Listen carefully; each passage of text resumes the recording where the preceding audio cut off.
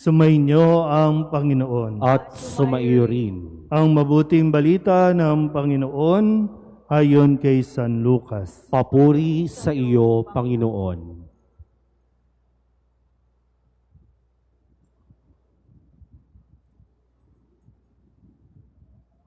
Noong panahong iyon, tinanong ni Jesus ang mga alagad ng patalinghaga, "Maaari bang maging taga-akay ng bulag ang isa ring bulag?" Kapwa sila mauhulog sa hukay kapag ginawa ang gayon. Walang alagad na higit sa kanyang guro, ngunit kapag lubusang naturuan, siya'y magiging katulad ng kanyang guro. Ang tinitingnan mo'y ang puwing ng iyong kapatid, ngunit hindi mo pinapansin ang tahilan sa iyong mata.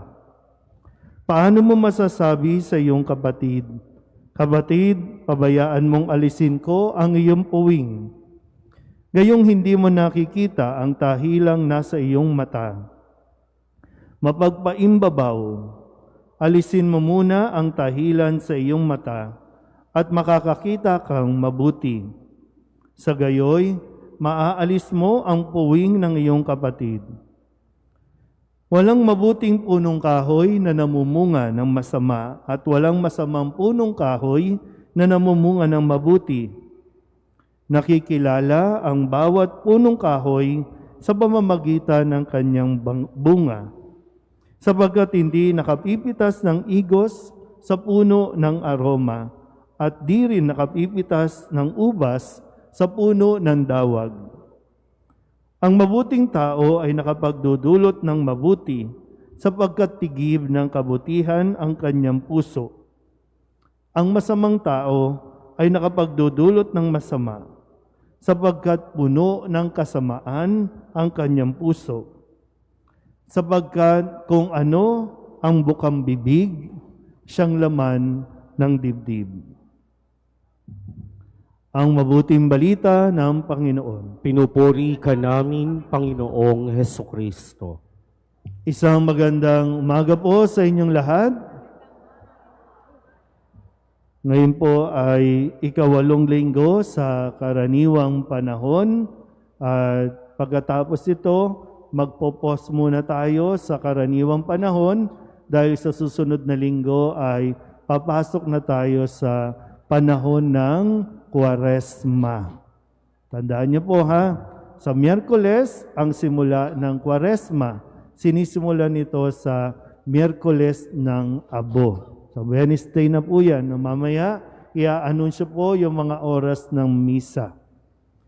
Sa nakalipas na linggo, tayo po ay pinaalalahanan at hinamon kung paano natin haharapin at pakikitunguhan ang mga taong nagpapahirap sa atin, umaaway sa atin, o nanghuhusga sa atin. Ang sabi doon, ibigin mo ang iyong kaaway at ipanalangin ang mga umuusig sa iyo. Magbigay ka ng hindi naghihintay ng kapalit, o magpahiram ka na hindi umaasa na ikaw ay babayaran pa. Okay pa tayo? Uy. Oh, sorry na po, na-late tayo ng simula ng misa. Okay na ba? Nagtatampo pa kayo, no? Kasi hindi dumating yung pari eh. Okay. Ngayon naman, panibagong hamon, no? Ang hinihiling sa atin. Ano ba ang nakaka-turn off sa iyo, sa isang tao? Ano ba ang mga turn off natin? Sa akin, nakaka-turn off yung pag yung babae, yung maganda, di ba? Maganda tingnan, postura, naka-makeup, tapos pag nagsalita, magmumura. Turn off yun. Kapag yung mga leader, no, yung mga leader natin, kapag napapanood natin sa mga live, no, yung kanilang mga usapan, yung kanilang mga hearing, nakaka-turn off, no? Kasi mga educated naman. Di ba? Nag-aral naman yung mga yan. May mga kaya sa buhay. Pero parang minsan inaapi tayo mga taga-Tondo, di ba? No? Kapag sinabing, ay taga-Tondo yan. Pero pag yun, bakit ganun? Pareho lang tayo. Inaasahan natin, medyo mga socialites no? Ng mga nag-training ng mga good manners, mga etiquette. Pero pagdating dun, parang, ano to, nagbabangayan, nagmumurahan. Ano ba? Diba, pag narinig nyo isang pare, nagpipreach, nangangaral, nagsisermon, at narinig yung nagmumura din, o kaya nanghuhusga mismo, nagni-name drop, di ba nati-turn off kayo? Kaya, panyaya sa atin, no, sabi nga sa unang pagbasa, di ba, no, huwag mo munang pupurihin ng isang tao hanggat hindi mo siya naririnig magsalita. Kasi sa kanyang pagsasalita, makikita mo din, malalaman mo din kung ano ang breeding ng taong ito at kung ano ang intensyon ng taong ito. Dahil kung ano ang lumalabas sa bibig, di ba? Yun yung kanya Kung, ano ba ito? Puro pera ba ang lumalabas dito? O kaya naman, di ba, pag naka-uniform, may mga nagsiserve sa simbahan. Pero pag lumabas, nagsalita, di ba, puro chismis, away-away. Siraan dito, siraan doon. Di ba nakaka-turn off? Sa mga magulang, medyo maghinay-hinay din kayo, no? Dati kasi, alam niyo yun, yung dati kapag mag-aaway ang mga magulang, yung mag-asawa, di ba sinasarado ang pinto? At hanggat maaari, iniiwasan ninyong marinig ng inyong mga anak ang inyong sigawan. Kaya nag-aaway kayo ng pabulong. Magmurahan man kayo, pabulong. Kayo lang ang makakarinig dahil nag-aalala kayo na marinig ng mga bata ang inyong o ang mga lumalabas sa inyong bibig. Dahil kapag naririnig nila kayo, magugulat ka, ang mga bata, ganun na rin magsalita, paano kayo magsalita? Ganun na rin sila makipagsigawan sa mga kalaro kung paano nilang naririnig kayong makipagsigawan sa isa't isa. So, paalala sa atin, no?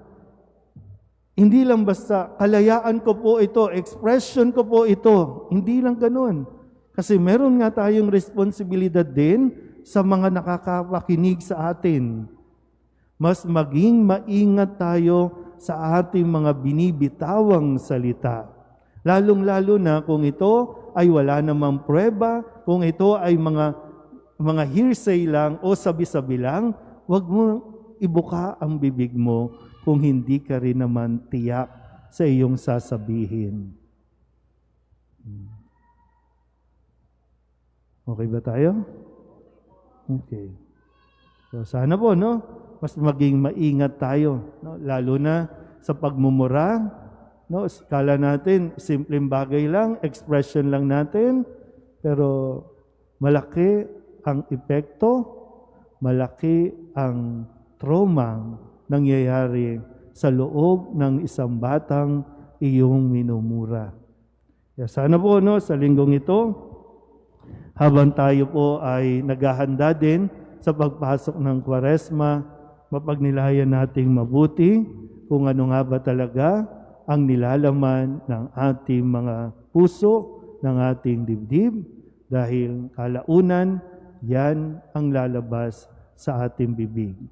Kung puro sama ng loob, galit ang naririyan, lalabas yan sa ating pong pananalita.